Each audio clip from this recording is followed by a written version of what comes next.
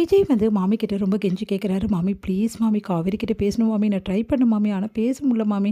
Please மாமி, நீ பண்ணுறது தப்புடா. ஏன்டா இப்படிலாம் பண்ணிட்டுருக்க? மாமி நான் ஒரே ஒரு நிமிஷம் மாமி, ஒரு செகண்ட் தானே, பேசிட்டு உடனே அனுப்பிச்சிடுறேன் மாமி.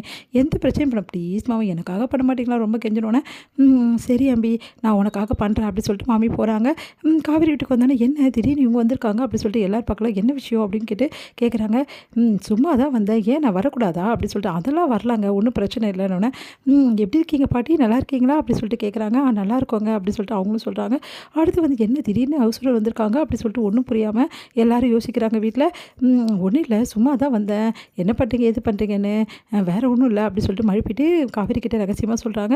"விஜய் என் வீட்டில் தான் இருக்கான், உன்னை பார்க்கணும், ரொம்ப அடம் பிடிக்கிறான், கொஞ்சம் வந்துரு காவேரி" அப்படி சொல்லிட்டு போயிடுறாங்க.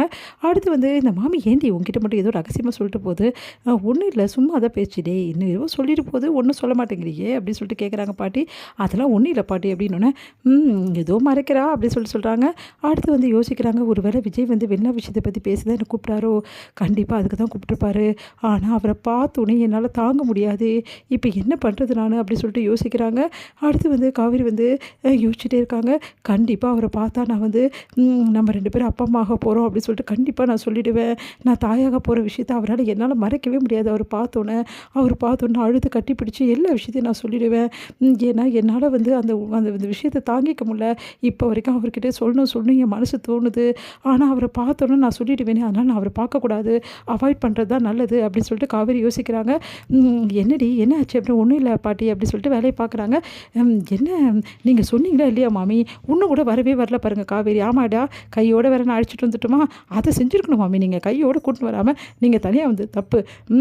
இதுவும் சொல்வேன், இதுக்கு மேலேயும் சொல்வேன், நீ செய்கிறதே பெரிய தப்பு, இதில் வந்து எனக்கு வந்து அட்வைஸ் பண்ணுறியா?" அப்படின்றாங்க. "என்ன மாமி, காவேரி ஒன்று வந்துருவா இருடா" அப்படின்னோடனே, காவேரி பார்த்து ஒஞ்சி போகிற. "என்ன மாமி, காவேரி வரவே வரல, அவங்க வீட்டில் என்ன பிரச்சனையோ, எதுக்கு காவேரி வரலையோ தெரியலையே" அப்படின்னோடனே, "என்ன மாமி இப்படி சொல்கிறீங்க, அப்போ என்ன பண்ணுறது?" "ஒன்றும் பண்ண முடியாது, அமைதியாக இரு, எதுவாக இருந்தாலும் பார்த்துக்கலாம்" அப்படின்னோடனே, "என்னது அமைதியாக இருக்கணுமா? ஐயோ மாமி, நான் காவேரிட்ட பேசி ஆகணுமே, இப்போ பேசி ஆகணும், அவன் வீட்டுக்கு போய் பேசு." "ஐயோ அப்படிலாம் பண்ண முடியாது." "சரி அப்போ அமைதியாக இரு." "என்ன மாமி இப்படி பண்ணுறீங்க, தவிக்க விடுறாளே என்ன" அப்படி சொல்லிட்டு டென்ஷன் ஆகுறாரு. "இதெல்லாம் நல்லாவே இல்லை நீங்கள் 2 பேரும் பண்ணுறது, இது எங்கே போய் முடிய போதோ தெரில, எனக்கு ரொம்ப பயமாக இருக்குடா அம்பி" அப்படி சொல்லிட்டு போகிறாங்க மாமி. இந்த மாமி வேறு விஷயம் தெரியாமல் பேசிகிட்டு இருக்காங்க. சரி இந்த க்யூரியாசிட்டி நல்லா தான் இருக்குது, அப்படியே மெயின்டைன் பண்ணுவோம் அப்படி சொல்லிட்டு யோசிக்கிறாரு. அடுத்து வந்து இங்கே என்ன பண்ணுறாரு, விஜய் வந்து பார்த்துட்டே இருக்காரு. காவேரி வெளியவே வரமாட்டேங்கிறாங்க. "என்னடி உள்ளவே இருக்க, நிறைய பேருக்கு அப்பளெல்லாம் ஆர்டர்லாம் எடுத்துருக்கோம்ல, கொடுக்கணும்ல, நீ பார்ட்னர் தான் எப்படி, இதெல்லாம் போய் அவங்கவுங்க இடத்துல போய் ஆர்டர் கொடுத்துருவா." "நானா?" அப்படி சொல்கிறாங்க காவேரி. "பின்ன நீ இல்லாமல் பின்ன நானா போக முடியும், வயசான காலத்தில் போடி" அப்படின்னோடனே காவேரி யோசிக்கிறாங்க.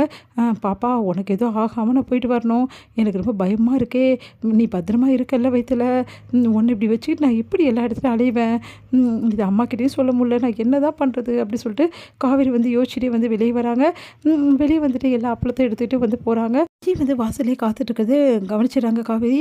"ஐயோ இவர் வாசலே காத்துட்ருக்காரு, வேறு வழியே கிடையாது, நம்ம போகாமல் இருக்கிறது நம்ம நல்லது" அப்படின்னு சொல்லிட்டு காவேரி மறுபடியும் வீட்டுக்கு வந்துடுறாங்க. "என்னடி மறுபடியும் வீட்டுக்கு வந்துட்ட, அப்பளத்தை கொடுக்க போகலையா?" அப்படின்னு. "இல்லைம்மா, எனக்கு மறுபடியும் கொஞ்சம் உடம்பு சரியில்லாத மாதிரி இருக்குமா" அப்படின்னு சொல்லிட்டு அப்படியே காவேரி வந்து உள்ளே போயிடுறாங்க.